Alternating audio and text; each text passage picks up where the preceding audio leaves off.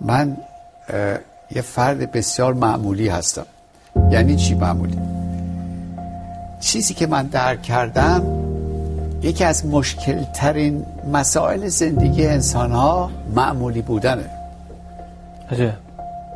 هر کسی میخواد یه جور دیگه خودش نشون بده که هست. من سعی کردم همونی باشم که هستم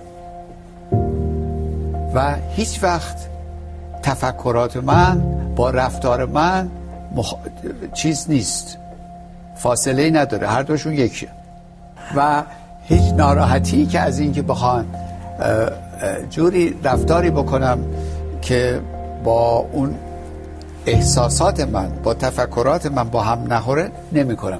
از این لحاظ برعکس باید به شما میگم که سلولای مغز من هیچ پیچیدگی ندارن، بلکه خیلی راحت با هم ارتباط دوست